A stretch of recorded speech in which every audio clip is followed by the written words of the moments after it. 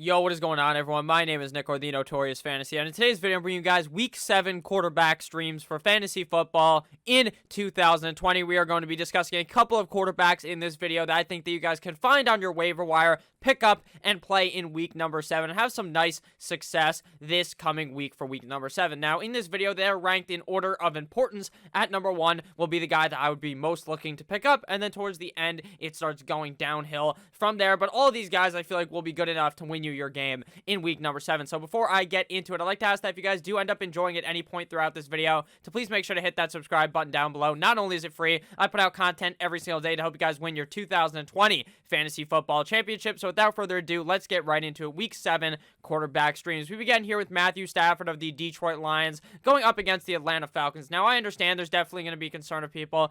Mr. Kirk Cousins, you like that, did not look very good at all up against the Atlanta Falcons last week.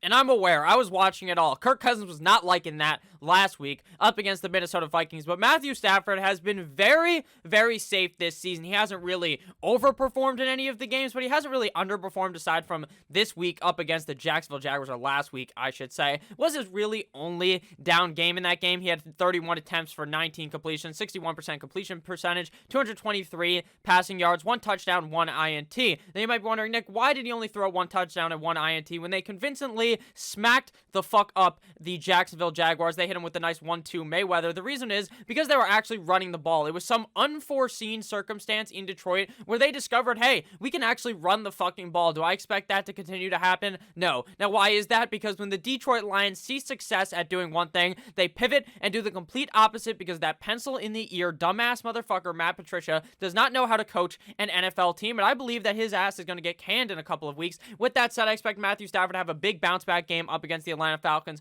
who are trash at defending against the pass, and I think that the Detroit Lions come over here and win this game, and at least even if they don't win, I believe this is going to be a high-scoring game. Next game here, and next guy here is Justin Herbert, Horsecock Herbert of the LA Chargers, going up against the Jacksonville Jaguars. Now, ever since Tyrod Taylor got accidentally stabbed O.J. Simpson style by a doctor, Justin Herbert has stepped in here and played big in Tyrod Taylor's place. The Jacksonville defense is straight up free real estate for fantasy football points for the quarterback position. I understand Matt Stafford didn't do all that great last week, but the LA Chargers rely much more without Austin Eckler on the pass catching game and the pass throwing game, I should say. Instead of trying to run the ball like they do with Eckler, they're going to try to air the ball out more, and with the options Justin Herbert has out there, it is very good. Keenan Allen, I expect Mr. Mike Williams to be healthy to go in this game. It should be an absolute destruction of that Jacksonville Jaguars defense. While Horsecock Herbert does not have a single NFL win to his total yet as a rookie, he has been playing quite well for fantasy purposes. 22 points, 14 points up against the Carolina Panthers, 23 against Tampa Bay, and 27.4 up against the New Orleans Saints. And in a matchup that I believe could potentially be high scoring, with both of these quarterbacks firing back and forth, I think that Justin Herbert will be able to have a big game here yet again. An extra boost for Justin Herbert is his kind of use of his legs. Now, he doesn't use them every game to rush for 7 million yards, but there's always that opportunity that Justin Herbert, without Austin Eckler, could take off from a couple yards away and rush in a touchdown. He's a guy that I feel very confident in going into this week. He was almost the number 1 guy, but I think that the Detroit matchup up against the Atlanta Falcons is a little bit better, and I feel a lot safer playing a veteran in the NFL in Matt Stafford versus a young guy in Justin Herbert. But that is no dismissal, I would say, or no like, I'm not putting anything bad on Justin Herbert's name by saying he's the number 2 guy. He could easily be the number 1 guy if this was a couple of weeks from now. We've really seen a big sample size out of Herbert, but out of the 4 games we've seen, he has been very, very productive, and this matchup up against Jacksonville is quite the good one. Next game here, we got the Teddy Roosevelt, Teddy Bridgewater, Teddy Two Gloves, Horsecock Bridgewater. If you've seen that picture of him when he was in college, my God, the hammer on this man. Carolina versus the New Orleans Saints. Now, Teddy Bridgewater this year has never really put up that big game. Obviously, 26 points up against the Arizona Cardinals is very good. He averages around 15 to 20 points. So he's that nice, safe play here this week up against the New Orleans Saints. Now, this is a revenge game. The New Orleans Saints said, skedaddle, get the hell out of here. We want you to to leave us, and now he becomes the quarterback of the Carolina Panthers. So I'm thinking Teddy Bridgewater here asserts his dominance over the New Orleans Saints defense and puts up quite the good game. He has been very, very reliable on a week-to-week basis. Last week up against the Chicago defense, he did kind of struggle, but that's because he's playing up against a tougher defense in the Bears. The New Orleans defense is not all that great. They're at home in Carolina, which gives the advantage to Carolina because they're not playing in New Orleans, even though there's no fucking fans there. I assume the Dome just scares people because they always bring up what a home field advantage that is when there's no fucking fans at the game.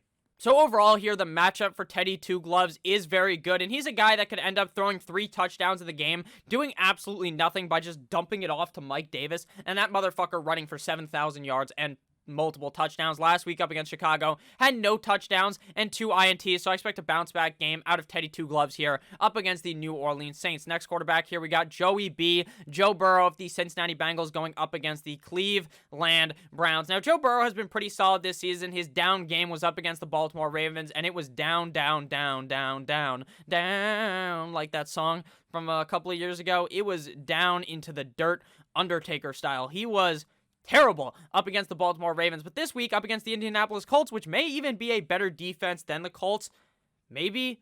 I mean, the Baltimore defense may be slightly better. The Colts defense might even be slightly better than the Ravens. Just 2 solid defenses. But this time we saw Burrow perform up against the Indianapolis Colts. 25 completions on 39 attempts for 313 passing yards. He had no touchdowns passed, though, and 1 INT. He did score a rushing touchdown, though, in this game for 16.74 point per passing touchdown points. I forgot to mention that if we're looking at 6 point per passing touchdown, all these guys' numbers are going to be slightly higher. So with Joe Burrow, the only real worry here is that the Cleveland Browns lay a smackdown, brother, on the Cincinnati Bengals ass, but I don't really see that happening. A couple of weeks ago in their first ever game going up against the Cleveland Browns, the second start ever for Joe Burrow, he put up a good game. He put up 316 yards, 3 touchdowns, as well as 24.5 4-point per passing touchdown points. So I kind of expect a equal show here up against the Cleveland Browns, if not better, due to how much Joe Burrow has developed in those 4 games after their week number 2 Thursday night football game up against the Cleveland Browns. So Joe Burrow is another guy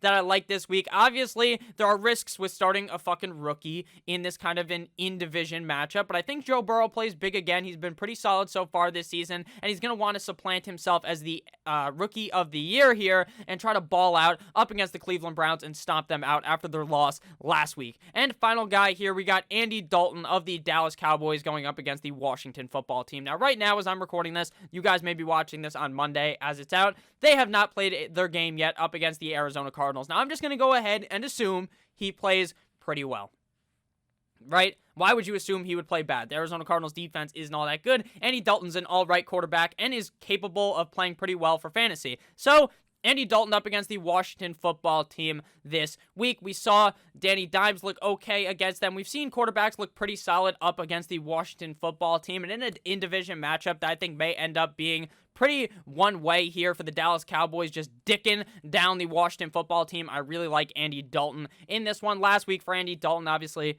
well, not last week, 2 weeks ago, because you guys are seeing this maybe after Andy Dalton played, up against the New York Football Giants, 9 for 11, 111 passing yards, no touchdowns, and no INTs. So the only thing that would really push me away from Andy Dalton being a great stream for this week would be if they are just running the ball 7 million times up against the Arizona Cardinals. They're not taking chances with Andy Dalton. That's really the only way that I think that he would not be worthy of a start next week, or this week, I should say, up against the Washington football team. So, thank you guys all so much for watching this video. If you did end up enjoying gaining any information from this, please make sure to hit that subscribe button down below. I would really appreciate that a whole bunch. I hope you had a great time watching this video. I hope you guys enjoyed Monday Night Football later, because this is coming out in the middle of the Buffalo Bills versus the Kansas City Chiefs game. So have a great rest of your guys' day. I love you all, and I'll see you motherfuckers tomorrow with some bangers of videos, waiver wire, running back, wide receiver, tight end in the morning. Have a great rest of your guys' day. As always, I love you. Goodbye!